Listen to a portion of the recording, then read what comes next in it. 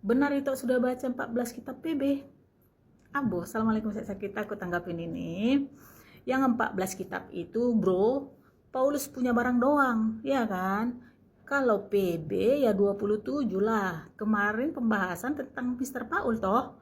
Artinya apa? 14 dari 27, lebih dari separuh PB itu didominasi oleh tulisan-tulisan Paulus. Dan itulah yang kalian ikuti saat ini. Mulai dari Roma, 2 kitab Korintus, Galatia, Efesus, Filipi, Kolose, 2 kitab Tesalonika, 2 kitab Timotius, Titus, Filemon, Ibrani, 14 kan? Matius, Markus, Lukas, Yohanes, Kisah Para Rasul, Yakobus, Petrus, 3 Yohanes, Yudas, Wahyu. Lengkap 27? Kubacalah semua, kupahami apa, ku compare ajaran Paulus dengan apa aja yang diucapkan Yesus. Beda jauh. Ya, Yesus itu jelas warnanya, hitam-hitam, putih-putih. Ada di Matius 5 nomor 37. Katakan ya jika iya, katakan tidak jika tidak. Karena di luar itu berasal dari si jahat. Paulus 1 Korintus 9 nomor 21. Apa katanya? Bagi orang Yahudi aku seperti orang Yahudi. Bagi orang yang ikut Taurat aku seperti orang ikut Taurat meskipun aku tidak ikut Taurat. Bagi orang yang tidak ikut Taurat aku seperti mereka juga meskipun aku tidak hidup di luar Taurat. Bagi orang lemah aku seperti orang lemah. Gak ada warnanya, bunglon. Nah, supaya banyak yang selamatkan katanya. Banyak yang selamatkan atau disesatkan. Karena apa? Yesus pernah berkata seperti ini. Ya, itu di Matius 5 nomor 17, 18, 19 dan seterusnya. Apa? Kukatakan padamu, selama langit dan bumi belum lenyap, kata Yesus ya, ini langit dan bumi belum lenyap kan? Tidak boleh satu iota atau satu titik pun dari Taurat itu dikurangi. Jika ada yang mengurangi dan mengajarkannya kepada orang lain, tempatnya di mana? Teman-teman, saudara-saudara? Di mana tempatnya? Tempat terendah ya. Mr. Paul apa yang dilakukannya? Bukan hanya mengurangi coy, membatalkan. Itu tertulis di suratnya ke jemaat Efesus. Ya, gong kali kan? Apalagi yang paling krusial adalah tentang Tuhan. Yesus mengajarkan untuk menyembah Tuhan yang Esa, mengajarkan menyembah satu-satunya Allah yang benar. Paulus mengajarkan menyembah Yesus sebagai Tuhan. Apa enggak lari? Itu dia coy, tak usah kepala heran kali. Pahamnya aku. PB, PL, Al-Quran, kubacalah semua, ku compare lah kawan-kawan. Nah ini dia, Islam adalah agama yang diridhoi oleh Allah Subhanahu wa Ta'ala, Tuhan Sang Pencipta Semesta. Masuk? Thank you. Ada yang bisa bantu jawab pertanyaan saya, apakah nabi-nabi Israel menyembah YHWH atau Allah Subhanahu wa Ta'ala? Karena tidak mungkin nabi-nabi Israel menyembah dua Allah yang berbeda. Emil, assalamualaikum, saat kita aku jawab ya. Yang mereka sembah adalah ini, yang YHWH ataupun 4 huruf konsonan tetragrammaton, Yahweh katanya ya. Dan mereka tidak akan sembarangan mengucapkan nama Tuhannya. Kalau kau tanya siapa nama Tuhanmu, gak akan dijawabnya kau dengan Yahweh, gak akan itu. Mereka sudah tertanam di dalam DNA-nya untuk menjaga, tidak mengucapkan nama Tuhannya dengan sembarangan. Itulah mengapa mereka sangat membenci, bahkan meludahi oten-oten yang menjajah-jajakan agamanya. Pernah kalian lihat video-videonya itu ya kan? Karena yang oten ini menyamanyamakan nama Tuhan mereka dengan seorang manusia yang bahkan sebagai nabi pun mereka tidak terima. Itu alasannya kawan-kawan.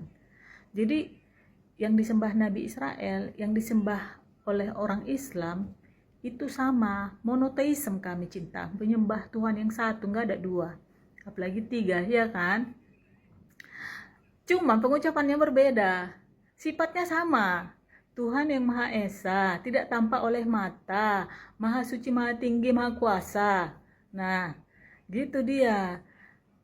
Kenapa berbeda ya? Memang Tuhan mengutus para rasul itu sesuai dengan bahasa mereka masing-masing, sehingga para rasul ini gampang menyampaikan kepada umatnya, kepada anggota-anggotanya gitu loh.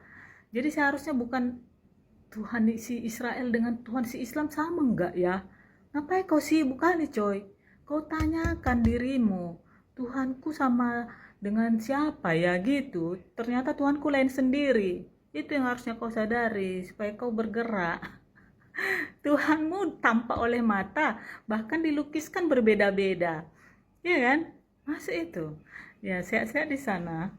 Semoga Tuhan Yesus memberkatimu supaya kami bertobat dan minta ampun. Rumondang Pasaribu, di mana dirimu? Dengarkan dulu ini. Assalamualaikum, saat kita aku mau merespon komentar ini ya. Nothing is coincidence ya, gak ada yang kebetulan. Bahkan salah ketik pun itu ada artinya itu, Rumondang. Ya, supaya kami bertobat. Kau bilang iya, udah pas sekali tuh. Bertobatlah dan minta ampunlah kepada Tuhannya Yesus, karena selama ini sudah salah sangka ya. Agamamu lah imani, jangan bahas yang bukan ranah kepercayaanmu. Salam toleransi 76 sekian sekian. Assalamualaikum, sehat-sehat kita. Aku tanggapin ini, salam toleransi juga. Toleransi itu menghargai perbedaan ya, perbedaan pendapat, perbedaan agama, keyakinan, suku dan lain sebagainya. Ketika orang-orang berkomentar kira-kira menyudutkan, membelokkan, memfitnah agamaku, itukah yang disebut toleransi? Tidak ya. Tentu saja agamaku yang sekarang Islam yang kuimani. Agama yang lalu sudah ku skip, sudah kutinggalkan.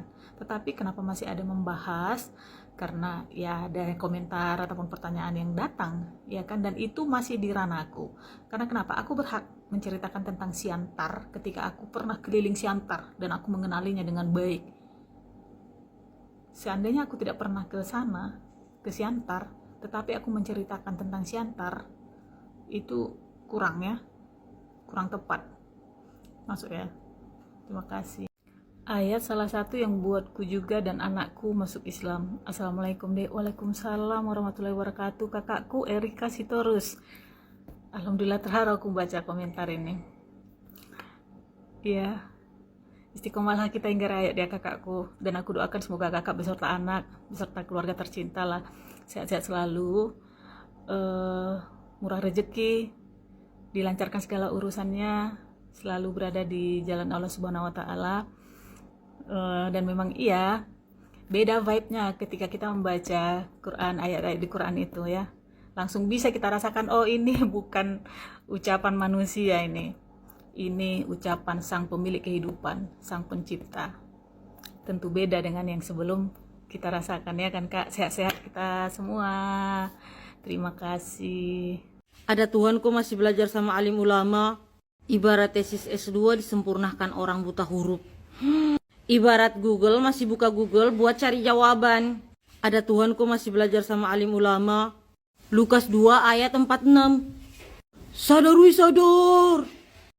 Ayat salah satu yang buatku juga dan anakku masuk Islam. Assalamualaikum dek. Waalaikumsalam warahmatullahi wabarakatuh. Kakakku Erika Sitorus. Alhamdulillah terharu aku baca komentar ini ya.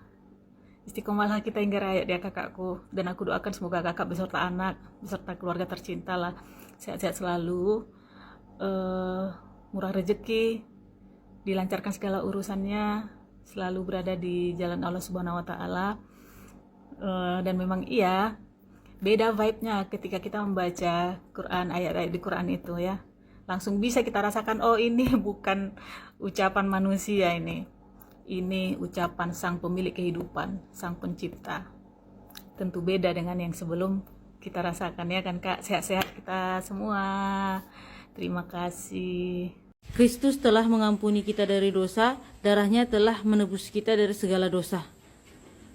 Kalau semua dosa sudah ditebus, kenapa dalam Bible orang tuh masih harus bertaubat, mengampuni sesama, beriman, bahkan dihakimi menurut perbuatannya? Bukankah itu berarti penebusan saja tidak otomatis menyelesaikan semuanya? Apa kata Yesus? Jika kamu tidak mengampuni orang lain, Bapamu juga tidak akan mengampunimu. Matius 6:14-15. Kalau semua dosa sudah diampuni di kayu salib, kenapa pengampunan Allah masih bergantung pada pengampunan kita terhadap dosa orang lain? Yakobus 2:42, manusia dibenarkan bukan hanya oleh iman, tapi juga oleh karena perbuatan. Wahyu 20:12-13, manusia dihakimi menurut perbuatannya. Kalau semua dosa sudah lunas tanpa syarat, kenapa masih ada syarat untuk diampuni, dihakimi, dan diselamatkan? Bukankah itu menunjukkan bahwa konsepnya lebih kompleks daripada sekedar semua dosa sudah ditebus? Dalam Islam, pengampunan langsung datang oleh Allah ketika seseorang bertaubat dengan sungguh-sungguh tanpa memerlukan penebusan dari orang lain. Namun Islam juga mengajarkan agar seorang muslim mengampuni dosa orang lain tanpa menyimpan dendam. Sebagaimana dalam banyak ayat Al-Quran mengajarkan tentang sifat pemaaf. Tuhan itu kalau mau mengampuni dosa, ya tinggal bilang aku ampuni. Gak butuh orang lain untuk menebus dosa manusia. Sampai harus pakai cara yang ribet banget, mati di kayu salib jadi sadar we sadar. Isa Al-Masih terkemuka di dunia dan akhirat. Jongar nampak satu berkomentar, aku tanggapi assalamualaikum saja kita. Terus kalau terkemuka kenapa Jongar? Jadi Tuhan gitu. Jadi seringkali kalian, teman-temanku, teman-teman Jongar maksudnya, memakai ayat ini seolah ingin memvalidasi, bukan memvalidasi saja, seolah ingin memaksakan ketuhanan Isa Al-Masih supaya sama pemikirannya dengan kalian. Gak bisa sama kami, gak laku, ya kan? Karena kenapa? Kalau mau saja kau lembutkan hatimu, kau buka ini, kata terkemuka justru mempertegas, menunjukkan ketidaktuhanan Isa Al-Masih. Karena kalau terkemuka udah pasti harus ada pembanding yang lain. Sedangkan Tuhan itu Esa, Tuhan itu tunggal. Masuk itu? Masuk. Dan kami memang yakin dan percaya bahwa Isa Al-Masih terkemuka di dunia dan akhirat. Bagaimana tidak? Beliau messenger, pembawa pesan agar kita semua beribadah hanya bertakwa kepada Tuhan Sang Pencipta, ya kan? Sama seperti ajaran nabi-nabi sebelumnya. Nabi Musa juga dimention di Quran terkemuka loh. Iya, bagaimana tidak terkemuka di dunia? Beliau diangkat dalam keadaan terhormat, hidup, tidak diludahi, tidak dibun-bun. Nah, terkemuka kan? Terkemuka di akhirat. Iya, terkemuka di akhirat karena salah satu tanda akhir zaman Nabi Isa akan turun. Untuk mengapain? Meluruskan pemikiranmu ini. Masuk itu. Masuk, diluruskannya nanti. No. Aku bukan Tuhan Jongar katanya. Oke, thank you. Ayat salah satu yang buatku juga dan anakku masuk Islam. Assalamualaikum dek. Waalaikumsalam warahmatullahi wabarakatuh. Kakakku Erika Sitorus. Alhamdulillah terharu aku baca komentar ini. Ya, istiqomalah kita hingga raya dia kakakku. Dan aku doakan semoga kakak beserta anak, beserta keluarga tercinta lah, sehat-sehat selalu, murah rezeki, dilancarkan segala urusannya, selalu berada di jalan Allah Subhanahu Wa Taala. Dan memang iya, beda vibe-nya ketika kita membaca Quran, ayat-ayat di Quran itu ya. Langsung bisa kita rasakan, oh ini bukan ucapan manusia ini. Ini ucapan Sang Pemilik kehidupan, Sang Pencipta. Tentu beda dengan yang sebelum kita rasakan ya kan Kak. Sehat-sehat kita semua. Terima kasih. Ada Tuhan kok masih belajar sama alim ulama. Ibarat tesis S2 disempurnakan orang buta huruf. Ibarat Google masih buka Google buat cari jawaban. Ada Tuhan kok masih belajar sama alim ulama. Lukas 2 ayat 46. Sadar wih sadar. Kalau roh Tuhan tidak menarikmu kepada keselamatan, maka ibu tidak akan pernah paham dengan firman Tuhan. Ibu hanya akan sebatas memahaminya dengan akal manusiamu. Ini berkomentar, aku menanggapi assalamualaikum sehat-sehat kita. Roh Tuhan masuk di sini Roh Kudus ya kan? Ya, jadi cinta, konsep ketuhanan yang berbasis Tritunggal, di mana salah satunya ada Roh Kudus di situ, itu sudah lama aku skip dari keimanan aku sebagai aku manusia yang berakal, ya. Jadi nggak akan kubahas di sini Roh Tuhan, Roh Kudus, Roh halus, roh-roh yang lain, apalagi sampai membahas bahasa roh, karena siri kira bara-bara sampai sekarang masih perdebatan kan, debat nggak nemu, cacat. Kita blacklist. Nah, itu aku yang mau ku perdalam di sini tentang keselamatan. Semua kita ini manusia pengen selamat, dunia akhirat apalagi, ya kan? Jadi kenapa harus Islam? Karena di Islam jelas konsep keselamatannya. Adil, merata, laki-laki dan perempuan semua sama.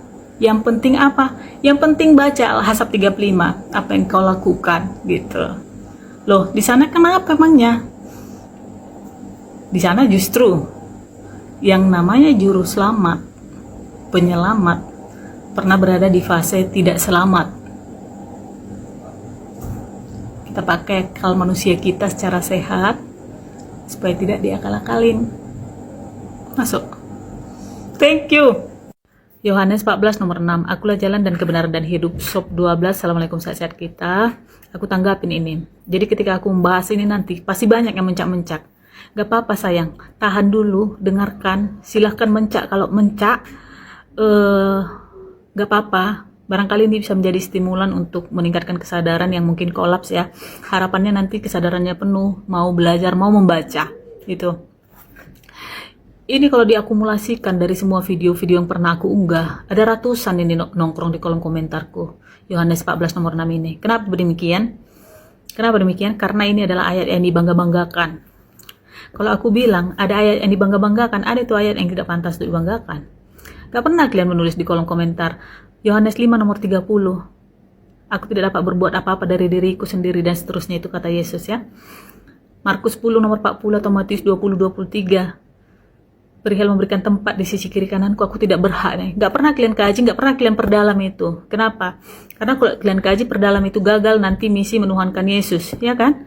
Yang kalian kokop-kokop itu adalah kalimat Yesus, tidak satu pun yang dapat datang kepada Bapa kalau tidak melalui aku. Iya, semua nabi itu pada zamannya masing-masing adalah jalan menuju Tuhan yang sebenarnya Tuhan. Jalan berbeda dengan tujuan. Ya, masih bisa dibedakan jalan dan tujuan kan? Kalau nggak bisa dibedakan jalan dan tujuan, udah hang itu benar. Ya, coba pikirkan dulu pelan-pelan. Ya, terus nabi-nabi terdahulu yang diutus Tuhan itu mau ngapain datang ke dunia ini? Healing, tebar-tebar pesona. Enggak kan, sama tujuannya, agar umat manusia tidak menyembah sesembahan lain. Musa di Keluaran 32-33 itu marah kepada umatnya ketika mereka mulai menyembah sesembahan lain, lembu emas. Kita hanya bisa selamat kalau mengikuti Tuhan yang memerintahkan aku membebaskanmu dari perbudakan. Itu katanya. Sama kan intinya. Ada 4 nabi besar di kitabmu ini, aku katakan. Ada 12 nabi kecil. Itu intinya semua sama. Membawa umatnya agar tidak menyembah sesembahan lain. Gitu. Dan Yesus juga sama seperti itu. Dia selalu mengatakan dia utusan Tuhan, dia itu berkali-kali sampai berbuih pun mulutnya. Kalau kau pergi ke Yohanes 17 yang hanya 26 ayat itu, 6 kali dia mengatakan supaya dunia tahu aku ini engkau utus gitu. Ya kan? Kaji dulu itu lebih dalam. Kaji lagi. Masuk ya. Jadi pengajian itu penting memang. Kaji. Jangan mengagung-agungkan satu ayat menutup mata dengan ayat yang lain. Yesus itu tidak pernah mengatakan dirinya Tuhan apa karena dia malu-malu kucing, malu-malu meong. Enggak lah, karena memang dia bukan Tuhan. Ya, enggak mungkin dia sesegan itu mengakukan dirinya kalau dia memang Tuhan. Siapa yang jadinya biang kerok? Jangan biang kerok lah ya, tokoh lah ya. Siapa yang menjadinya tokoh? Akhirnya Yesus ini Tuhan kan? Paulus yang sama sekali tidak pernah ketemu dengan dia, bahkan dia adalah penjahat yang mengaku bertobat. Aku nggak mau, aku ikut apa yang dikatakan Yesus aja, karena dia kudus. Bagaimanapun aku menghargainya, menghormatinya, mencintainya sebagai utusan Tuhan, tidak sebagai Tuhan. Kalau kau percaya dengan Paulus yang sudah bertobat dari kejahatannya, silahkan masuk ya. Thank you, sehat-sehat di sana. Bismillahirrahmanirrahim. Bismillahirrahmanirrahim. Buka pintu. Kayu ke hak milik pada ulam. Yang berkah mendengalam hak milik. Alhamdulillah. Ya, silakan masuk. Bangku-bangku dia ni. Kita mau di dalam. Nah, Yang kena menasah katanya. Alhamdulillah horonya kat. Mu buka pintu. kayu ni nang luar tu. Lero. Di yang tu ni dah.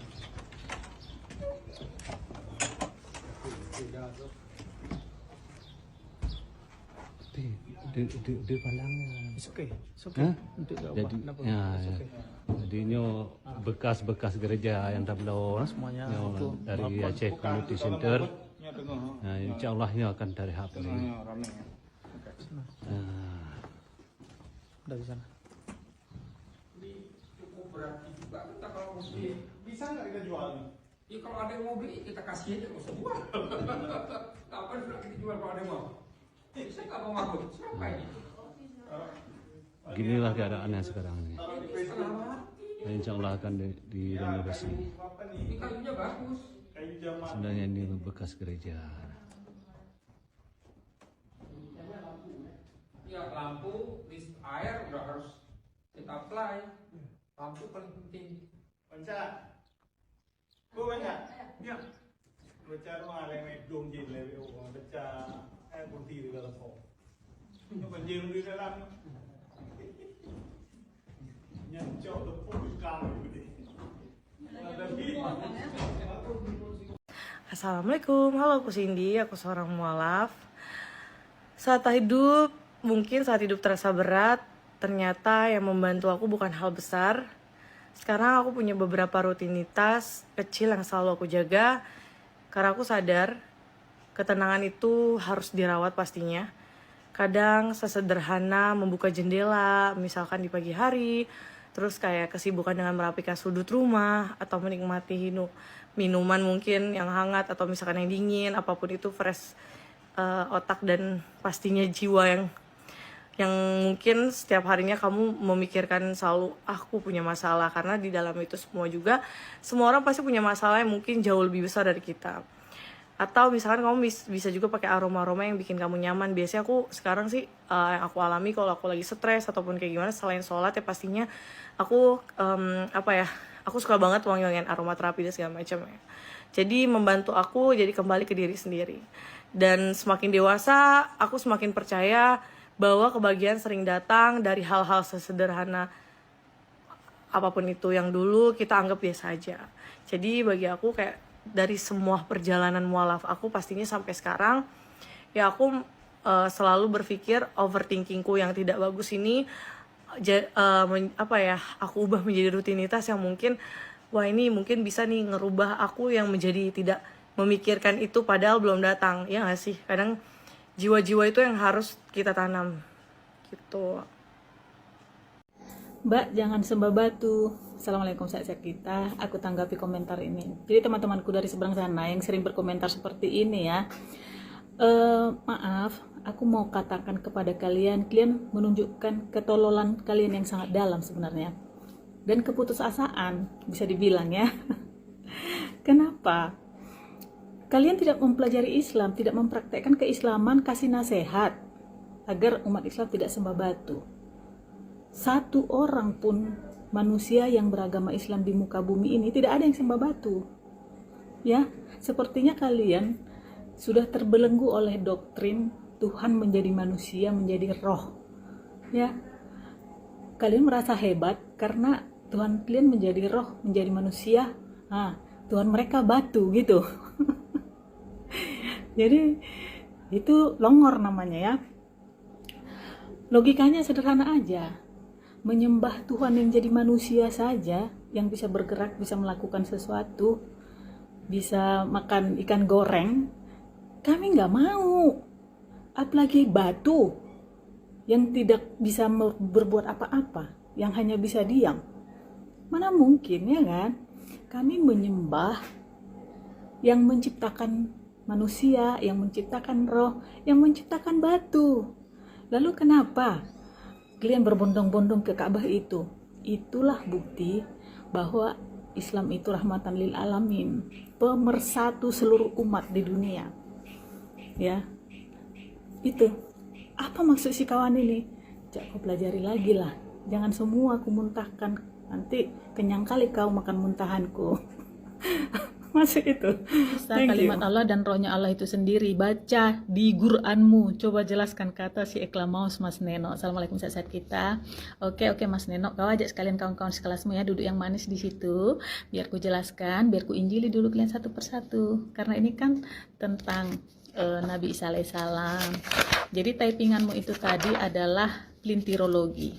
Jangan kau suntik-suntikkan konsep trinitas, konsep tritunggal kepada kami. Imani saja itu sebagai milikmu tanpa harus mengklaim bahwa di Al-Quran juga tertulis demikian. Itu fitnah namanya. Sengaja. Dosa kau coy. Aku sebenarnya nggak tahu, tapi sosok tahu. Makanya dengarkan ini.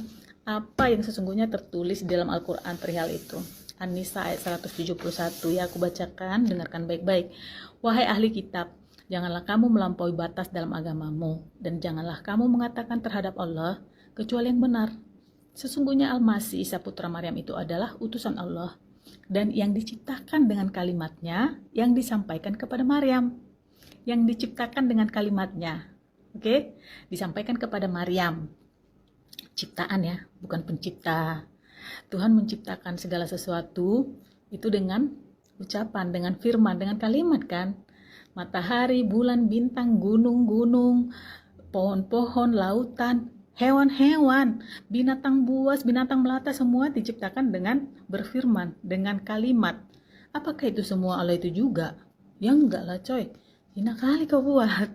Tapi itu semua kepunyaan Allah. Masuk ya? Masuklah. Kalau nggak masuk lagi, betapa tumpulnya lah ya kan. Kita lanjut. Dan dengan tiupan rohnya.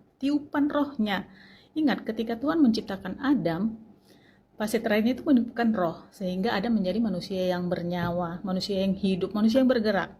Apakah Adam Allah itu juga? Enggak kan? Maka berimanlah kamu kepada Allah dan Rasul-Rasulnya. Beriman ya kepada Allah dan Rasul-Rasulnya. Isa itu ciptaan Tuhan dan juga Rasulnya. Oke lanjut. Dan janganlah kamu mengatakan Tuhan itu 3. Berhentilah kamu dari ucapan itu. Dan selanjutnya boleh kau baca, cinta. Jadi jangan kau pelintir-pelintir, jangan kau bawakan konsep pemikiranmu, konsep ketuhananmu ke kami. Gak, bagi kami itu perbuatan musyrik, dosa besar. Ya, dan satu hal lagi yang sangat penting, kalau kau mengimani satu ayat dari Al-Quran itu, ya harus tentu dong mengimani ayat yang lain ya. Jangan yang senang, yang cocok kau rasa, kau telan, kau ambil, kau simpan, yang tak cocok kau buang, kau singkirkan. Itu bukan beriman. Kayak gitulah cara kalian mengimani kitab suci kalian. Makanya jadi marsamburetan. Ya kan? Harus totalitas. Jangan pilih-pilih. Kalau pilih-pilih, yang ini aku ambil lah, suka aku nih, yang ini ku singkirkan lah. Bukan beriman namanya. Berapa namanya? Bermonjanya kayak gitu ya kan? Oke, sehat-sehat di sana. Thank you. Tuhan Yesus mengasihimu, kembalilah padanya, kata si Berry. Assalamualaikum, sehat-sehat kita. Jadi aku tanggapin ini ya.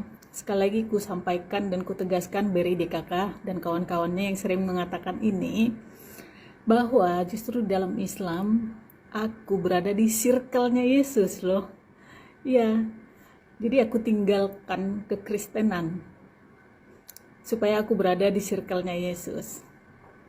Kemarin itu di circle-nya Paulus. Ya, circle-nya Paulus itu yang mengajari untuk menyembah Yesus. Tetapi Yesus mengajari untuk menyembah satu-satunya Tuhan yang Maha Esa, Sang Pencipta. Masuk itu? Masuk ya, sehat-sehat di sana. Mengampun. Mengapa Adam dan Hawa tidak diampuni? Mengapa manusia dibuang dari surga? Putra berkomentar, aku tanggapi. Assalamualaikum, sehat-sehat kita. Jadi ini adalah versi ajaran yang sudah lama aku tinggalkan, di mana dosa Adam dan Hawa diwariskan turun-temurun hingga ke manusia saat ini yang masih meyakini ajaran tersebut. Dan anehnya di kisah itu ya, di kisah pembuangan manusia dari surga itu, Tuhan tidak tahu di mana posisi Adam setelah melanggar perintahnya, setelah makan buah terlarang itu. Kan Adam bersembunyi. Terus Tuhan kecarian. Adam, di manakah dirimu, katanya. Kok bisa Tuhan kecarian? Itu agak lain ya. Oke, itu masa lalu. Yang ini ku sampaikan di sini adalah di Islam Tuhan itu mengampuni, kan Maha Pengampun. Itu terus lihat Baqarah ayat 37. Boleh kau baca.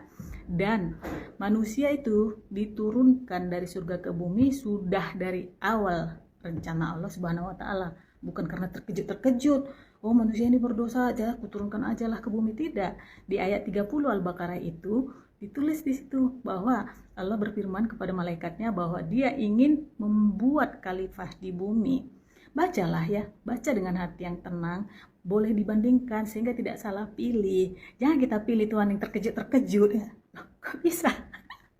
Banyak lagi ayat-ayat loh yang akhirnya Tuhan yang menyesal menciptakan ini. Tuhan, udahlah ya.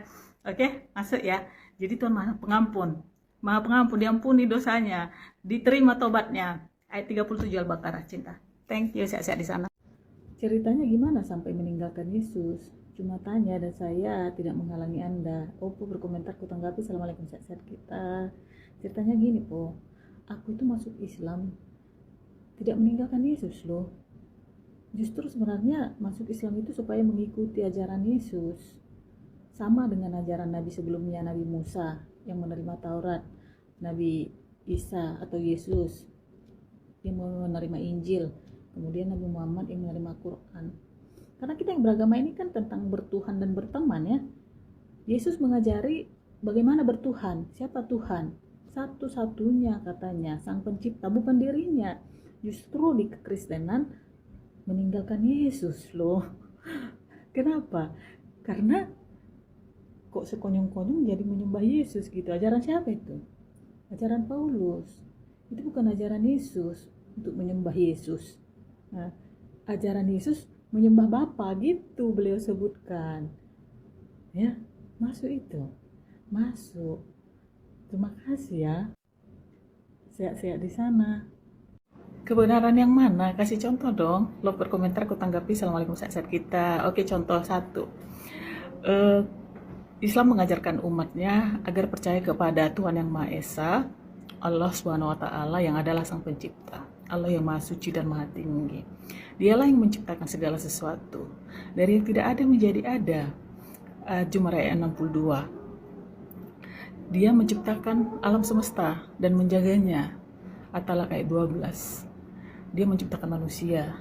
At-Tin ayat 4. Semua manusia ciptaannya, manusia pertama hingga terakhir nanti. Jadi kalau ada agama yang mengajarkan umatnya Tuhan kita itu Sang Pencipta katanya, tetapi Tuhannya itu lahir dari manusia sebelumnya, dari rahim ciptaan sebelumnya, itu namanya apa? Pembohongan apa pembodohan itu? Coba dipikir-pikir ya. Itu yang pertama. Yang kedua, dalam Islam diajarkan bahwa Tuhan itu Maha Pengampun, Maha Pengasih, Maha Penyayang, Maha Adil. Itu tertulis di Al-Jum'ah ayat 53. Ampunannya luas. Kita cukup datang minta ampun dengan bertobat, Dia akan mengampuni kita. Jadi kalau ada ajaran agama yang dosa kita harus diampuni melalui kematian seseorang, melalui penebusan-penebusan, itu namanya apa? Transaksi, kong kali kong. Mikir lagi sekali lagi. Kemudian kebenaran apa lagi? Kitab sucinya original.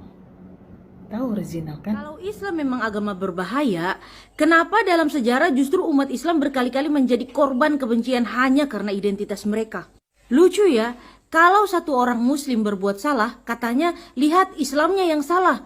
Tapi kalau orang non-muslim yang berbuat, katanya itu oknum. Loh, kalau salah satu dianggap mewakili agama, kenapa yang lain dianggap mewakili dirinya sendiri? Standarnya kok beda? Logikanya gini, kalau Islam memang menyebarkan agama dengan pedang, kenapa sampai hari ini umat Islam menjadi salah satu kelompok yang paling sering menjadi target diskriminasi? Penghinaan simbol agama, pelanggaran ibadah, bahkan kekerasan fisik di berbagai tempat. Bukankah yang kuat yang biasanya menindas? Mengapa dalam banyak kasus justru muslim yang menjadi korban prasangka? Mari kita lihat fakta sejarahnya. Pada tahun 1095 sampai 1291 terjadi perangkaian perang yang dikenal dengan Perang Salib. Ketika Yerusalem direbut tahun 1099, banyak catatan sejarah yang menyebutkan pembantaian besar terhadap penduduk muslim dan Yahudi.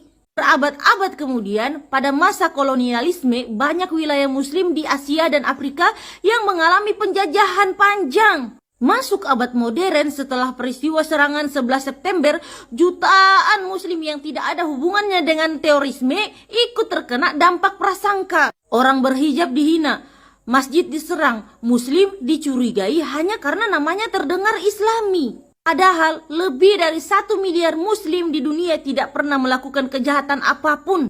Analoginya gini, bayangkan ada satu pengemudi mabuk menabrak orang, lalu seluruh pemilik SIM di dunia dianggap penjahat.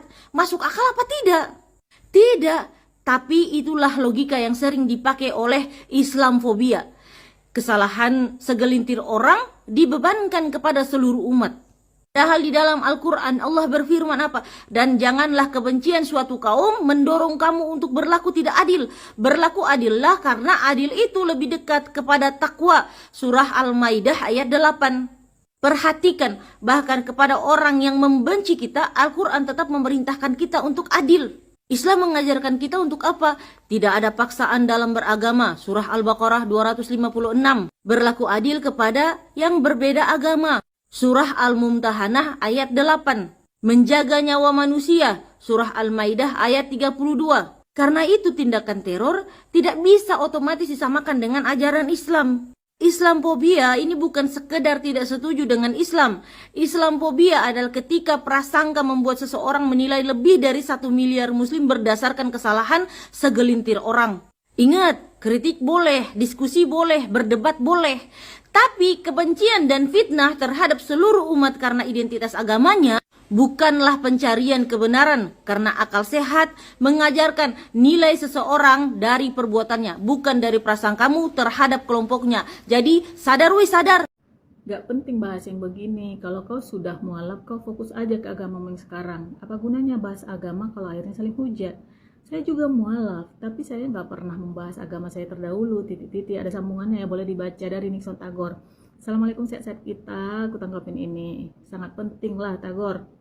Ya, kenapa kita umat Islam punya kewajiban sesuai dengan hadis arba'in. Aku nggak tahu kau udah sampai ke situ atau belum. Apa katanya?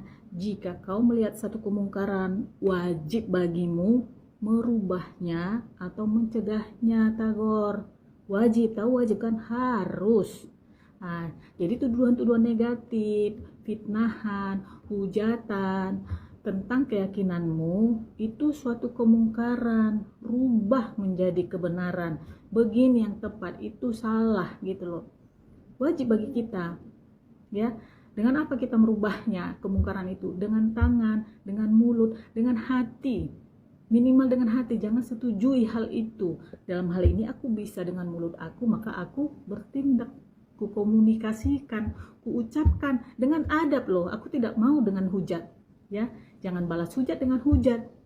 Iya, cuman kan Nixon, aku rada-rada sedikit mohon maaf, semoga aku salah ya. Karena ada beberapa komentarmu di video-video yang lain kayak aroma-aroma domba-domba berbulu nyemot gitu loh. Karena banyak loh yang ngaku-ngaku di video-videoku, aku juga mualaf, aku jangan kau bahas-bahas, aku juga mualaf, gak kayak kau, gak bahas-bahas agama katanya. Ternyata ditelusuri bukan. Nah gitu. Jadi semoga aku salah ya, semoga kecurigaanku ini salah. Belajar lagi Islam dengan baik Nixon, lebih dalam sehingga semakin cinta.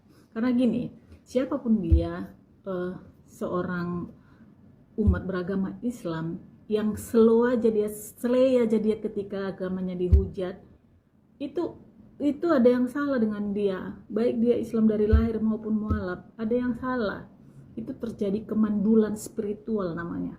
Jangan sampai mandul kita ya. Masuk, thank you. Assalamualaikum warahmatullahi wabarakatuh, teman-teman. Ketika Allah memanggil kedua wanita hebat di dalam kehidupan saya, 5 tahun lalu Allah memanggil almarhumah istri saya, ibu dari kedua putra saya. Dan bulan lalu Allah kembali memanggil seorang mualaf yang luar biasa, yaitu mama saya, teman-teman. Ketika almarhumah mama saya selesai dimakamkan, lalu banyak sekali keluarga dari pihak mama saya itu datang dan ngobrol dengan saya, teman-teman. Salah satu dari mereka bicara kepada saya seperti ini. Ketika mamahmu masih ada, setiap kamu berangkat bekerja, kamu selalu menitipkan kedua anakmu kepada mamahmu.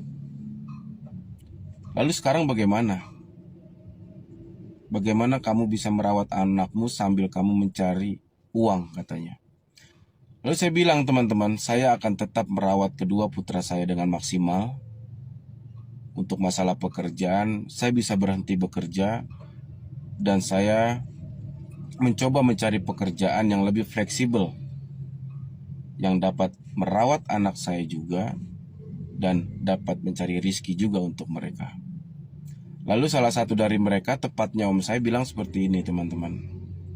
Kenapa sih kita nggak satu agama lagi atau kamu balik lagi ke Katolik? Biar kita bisa sama-sama gitu. biar kami yang merawat anakmu dan kamu tetap bisa fokus kerja. Lalu saya bilang kepada dia seperti ini teman-teman, akan jauh lebih baik saya putus keluarga dengan Anda atau dengan Om daripada saya harus balik ke agama saya yang lalu. Saya sudah tidak takut dengan dunia, karena saya jauh lebih takut dengan akhirat. Saya percaya Islam adalah agama yang benar dan Allah adalah Tuhan yang Esa. Jadi, saya tidak pernah mengkhawatirkan dunia. Dan alhamdulillah teman-teman, saya sudah berhenti bekerja 1 minggu lalu dan saat ini saya mencoba jadi supir driver online atau saya jadi supir gokar yang lebih fleksibel.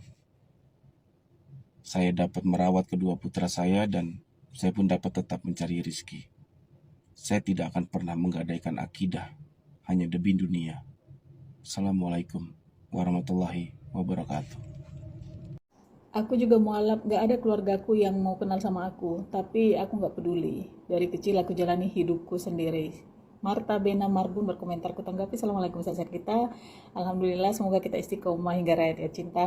Keren dirimu, semangat, ya kan? Keren ini prinsipmu, gak usah peduli. Yang penting bukan dari pihak kita yang memutus silaturahim, ya kan? Tetaplah kita sayangi mereka, kita hargai. Perihal mereka menolak kita, nggak mau kenal lagi sama kita karena kita memilih agama Islam, itu bukan urusan kita, ya kan? Tetaplah kita baik, bukan karena orang lain baik sama kita, tetapi karena kita sudah Islam. Masuk, sehat-sehat di sana. Aku asal Kristen, sekarang mualaf. Aku anak pendeta, user 43 sekian-sekian. Assalamualaikum sehat-sehat kita. Alhamdulillah, aku anak perhenger. Selamat datang di kebenaran. Semoga kita istiqomah hingga akhir hayat. Amin. Saya dalami, yang kitab suci itu hanya Al-Quran, ya, karena Al-Quran ini adalah satu-satunya kitab yang terjaga. Sebagaimana firman Allah di dalam Quran surat Al-Hijr ayat ke-9, Lubillahi minasyaitonirrajim, Inna nahnu nazzalna dzikra wa inna lahu lahafizun. Allah lah yang menurunkan Quran dan Allah pula yang menjaganya. Allah menjaga Al-Quran bukan menjadi manusia, bukan saudara. Tetapi Allah menjaga Quran dengan apa? Dengan berjibunnya jutaan orang yang hafal Quran. Ya. Saya berusaha untuk menghafalkan Bible, saya nggak hafal. Ya, paling kalau bahasa Yunani NRK, en hologos kae, en hologos prostonteon, cuma itu aja. Ya kan? Kalau bahasa Ibraninya paling mungkin kidung. Halo? Paling kidung agung. Hikomam takim khula mahmadim zehdodi we zehrei benot Yerusalem. Tetapi Al-Quran 30 juz orang hafal Quran. Tapi surga kayak pasar dan mengucapkan kalimat syahadat masuk surga. Kopi Arabik berkomentar, aku menanggapi Assalamualaikum sehat-sehat kita. Jadi kalau masih ada keributan-keributan, seperti ada perang-perang naga gitu ya, ada pesundal-pesundal tak bersendal, curiga kita memang ini pasar apa surga gitu ya. Tapi di Islam bukan seperti itu penjelasannya. Surga itu tempat yang paling damai, tenang, tentram, indah. Tidak ada rasa sakit, fisik maupun psikis. Jadi awalnya dari sini, startnya dari sini. Di sini dan di sini, di dunia ini. Ya sudah benar, kalimat syahadat masuk surga. Syarat masuk surga itu Islam. Syarat masuk Islam 2 kalimat syahadat. Tapi tidak sekonyong-konyong, Islam itu kompleks. Banyak yang harus kau lakukan, banyak yang harus kau tinggalkan. Itu tidak sesederhana, oh si Just sudah turun, ya sudah meninggal di bumbun, dosamu terampuni. Penting kau percaya kau masuk surga. Enggak sesederhana itu. Islam itu sempurna, kompleks. Kau harus berbuat, kau harus berusaha karena kau manusia yang dibekali akal dan pikiran. Masuk aja dulu. Thank you. Aku muslim, suamiku mualaf. Aku tinggal di kampung suamiku. Kata keluarga suamiku, Tuhan gak kenal sama aku. Jadi nanti kalau di akhirat pasti masuk neraka. Aku nggak mau jawab karena privacy, kata si Sri Artina Bruklia. Aku aja yang jawab ya, boleh? Boleh lah, namanya kita sesama satu iman. Aku mau backup, mungkin kakak ini menjaga ya. Jadi gini, ini aku menjawab ke keluarga suaminya yang ngomong itu ya. Wajarlah Tuhanmu nggak kenal. Kan masa aktif Tuhanmu cuma 33 tahun. Lagian Tuhanmu nggak pernah bilang kalau dia Tuhan. Terus kau pikir Tuhanmu itu kenal juga sama kau? Gak kenal dia. Nyahlah katanya nanti. Udah gitu aja ya. Ini Thank orang you. yang nggak sadar guys. Nih contohnya. Kenapa syarat jadi Islam harus bodoh? Dengar, justru Islam itu satu-satunya agama yang mengedepankan akal. Di dalam Al-Quran Allah menyebutkan berkali-kali, afala ta'qilun, afala yatafakkarun. Apakah kalian tidak berpikir? Apakah kalian tidak merenung? Lucu ya, Islam dibilang bodoh padahal syarat masuk Islam itu sadar dan paham. Yang mirisnya kalian tuh nggak sadar kalau bodoh itu adalah identitas iman kalian. Apa kata Paulus di dalam 1 Korintus 4:10? Kami bodoh oleh karena Kristus. Sadarlah. Bukan kata Muslim, bukan kata orang luar, tapi kata Rasul kalian sendiri. Sadarlah, sadar. Rasul kalian sendiri bilang kalian tuh bodoh. Karena siapa? Kristus. Baca Bible-mu, baca yang Menurut benar saya supaya sadar. Ya? mengenai pindah agama dan lain-lain, pada dasarnya ini memang saya sedang mencari agama sebelum saya menemukan, saya diilhami untuk bisa bersyukurnya saya dapat ilham yang mudah ya, saya dibukakan jalan dengan mudah dan saya juga bisa terbukanya, saya tuh tidak tertutup, jadi saya dengar, saya mau belajar. Saya sangat bersyukur sekali, banyak orang itu sudah dibukakan, sudah diberikan, tapi bebal ya, nggak bisa masuk. Nah, jadi bagi saya itu keimanan kenapa saya mau sampai pindah ke Islam adalah karena memang saya sudah hilang keyakinan terhadap Tuhan itu sendiri saat saya sebagai Kristen. Jadi sepanjang sekitar 3-4 tahun tuh waktu yang lama untuk seseorang tidak ke gereja, tidak mempunyai karena bagi saya tidak mau ke gereja bukan karena saya cuma males ya. Kan ada ya orang yang tidak mau beribadah hanya karena ya udahlah males. Tapi mereka percaya nih dengan Tuhannya. Mereka punya keyakinan, mereka punya iman. It's very different ya. It's a very different steps in there. Di tahapnya saya tuh sudah hilang. Saya tuh sudah menganggap bahwa Tuhan itu memang sudah doesn't exist anymore. Di tahap dimana kita human being with what I am, what my capability can do, saya tuh bisa achieve everything without the help of God. Karena menurut saya konsep Tuhan yang saya mengerti selama ini itu sudah sangat fatal, yang mengakibatkan bahkan iman saja saya sudah tidak believe dengan kata yang namanya ada iman. Manusia itu tidak ada iman menurut saya saat itu. Itu kenapa saya memilih saat saya mendengarkan Muslim, dan saya mendengarnya ini bukannya seperti ini sepanjang tidak ada satu orang pun yang mengajak saya untuk ayo mari yuk kita coba move itu Islam. Gak ada. Memang saya dengar, memang saya teliti, dan memang saya perbandingkan, saya lihat Alkitab saya sendiri, saya lihat kenyataan saya sebagai Kristen sebelumnya seperti apa, dan saya melihat, saya fokuskan ajaran. Karena for me itu hal-hal duniawi itu sangat gampang untuk dicapai, tapi yang nggak bisa kita capai itu adalah ketenangan jiwa, dan itu saya dapat dari membaca, bahkan belum sampai ke bagian Al-Quran dalam-dalamnya, tapi dari dasar hidup Islam. Karena saya dapat buku tentang keislaman dasar, saya baca semuanya. Itu tuh benar-benar sangat membuka mata saya. Oh, ternyata selama ini harusnya ajaran-ajaran inilah yang saya terima sebagai pedoman untuk hidup yang stable ya. Untuk bisa hidup stable sebagai manusia saja, kita perlu nih pedoman-pedoman ini. Dan pedoman ini kita nggak bisa dapat dari ajaran apapun. Memang harus didapatkan dari agama. Karena kita there is no course untuk keimanan, nggak ada namanya pembelajar pendidikan keimanan seperti apa. Kita memang harus diberikan oleh agama, dan agama itu harus agama yang tepat. Baru kita bisa. Hal yang paling memuaskan saya adalah fairness di Islam itu sangat jelas. Itu adalah skill yang selama ini mungkin a lot of Christian di kita itu mungkin kita cari, tapi kita tidak mengakui.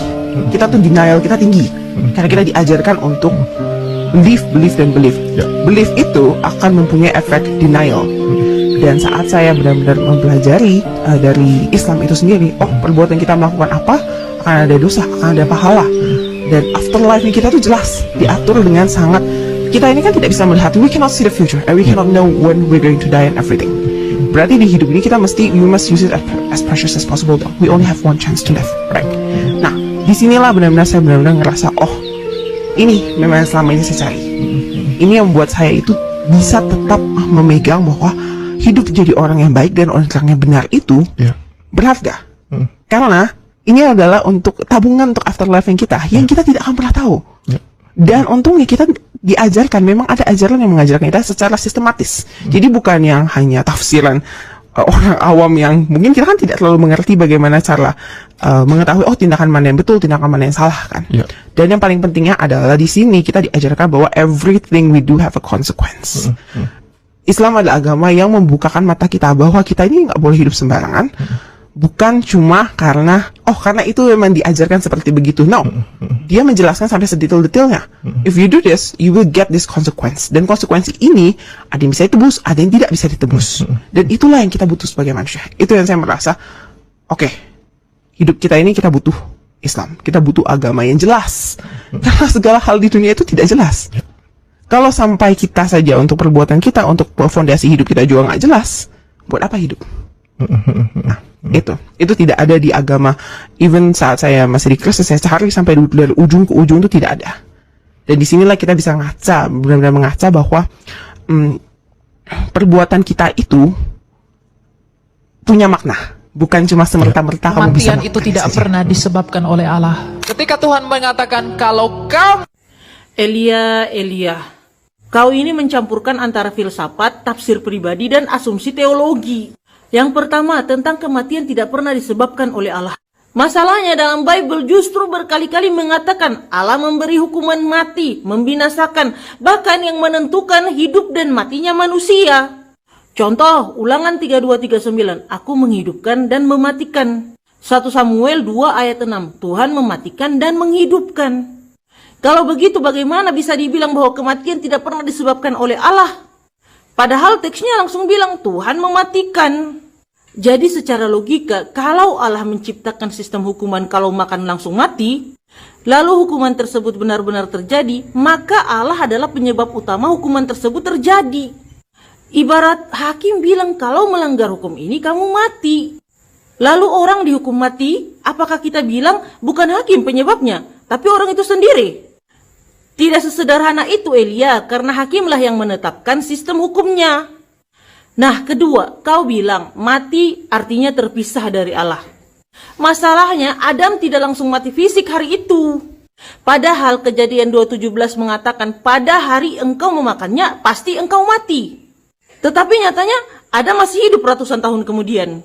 Makanya kalian tuh suka ubah-ubah makna mati menjadi mati rohani. Supaya apa? Sesuai dengan doktrin kalian. Padahal mati rohani tidak tertulis secara eksplisit di dalam ayat itu. Itu interpretasi belakangan untuk menjelaskan bahwa kenapa pada saat itu Adam tidak mati fisik. Lalu ketiga, kau bilang Allah tidak lagi menopang hidup manusia. Nah, muncul pertanyaan besar di sini Elia. Kalau manusia itu tidak bisa hidup tanpa Allah menopang, berarti siapa yang mencabut penopang itu Elia? Tetap Allah. Jadi secara logika rantainya itu tetap kembali ke keputusan Allah Elia. Sadarlah. Contoh sederhana. Kalau seorang ayah kemudian bilang aku berhenti memberikan makan kepada anakku karena dia tidak taat. Lalu tiba-tiba anak itu mati. Apakah kita bilang bahwa anak itu mati sendiri? Bukan karena ayahnya. Tentu tidak sepenuhnya begitu Elia. Makanya konsep yang paling jelas dan masuk akal itu cuma Islam. Yaitu apa? Yang pertama, Allah memang menetapkan kematian sebagai ujian hidup. Adam memang berbuat salah, tapi dosa Adam tidak diwariskan ke semua manusia. Dan Allah menerima taubat Adam, jadi manusia lahir tidak membawa kutukan dosa Adam. Al-Quran jelas dan tegas, dan seseorang yang berdosa tidak akan memikul dosa orang lain. Jadi Islam tidak membuat manusia itu menanggung seluruh dosa kesalahan Adam. Sedangkan dalam teologi Kristen gara-gara Adam jatuh seluruh manusia berdosa. Padahal secara akal sehat, kenapa bayi baru lahir harus menanggung kesalahan nenek moyang? Kalian ini bingung sendiri dengan ajaran kalian. Allah bikin aturan, Allah kasih hukuman, Allah cabut penopang hidup. Tapi katanya bukan Allah penyebab kematian. Memang sadar dikit leh, sadar. Bismillahirrahmanirrahim. Bismillahirrahmanirrahim. Buka pintu.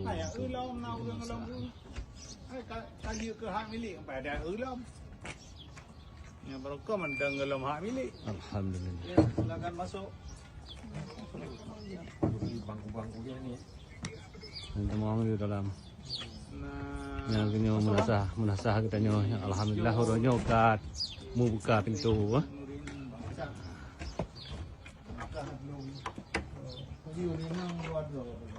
Pero ingat misal.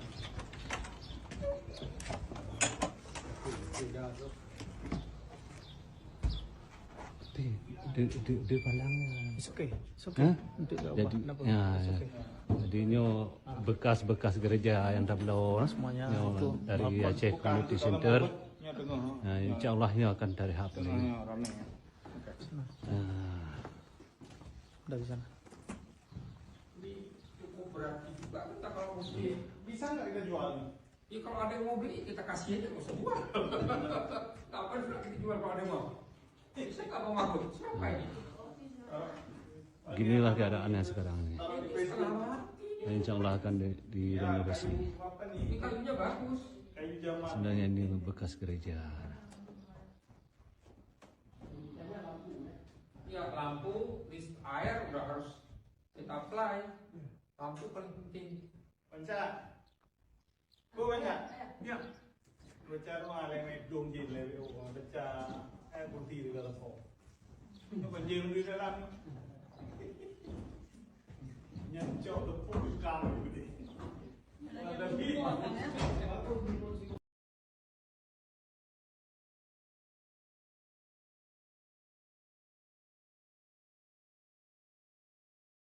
Benar itu sudah baca 14 kitab PB.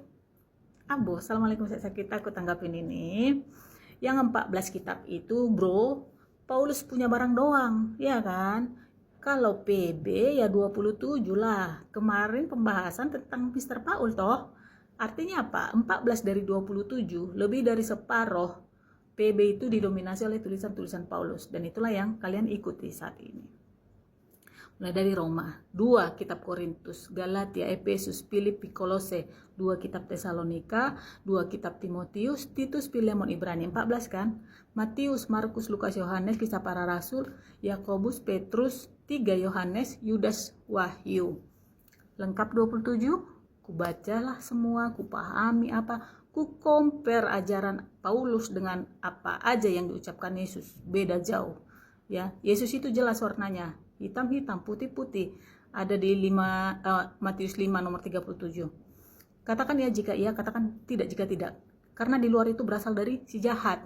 Paulus 1 Korintus 9 nomor 21. Apa katanya? Bagi orang Yahudi, aku seperti orang Yahudi. Bagi orang yang ikut Taurat, aku seperti orang ikut Taurat. Meskipun aku tidak ikut Taurat.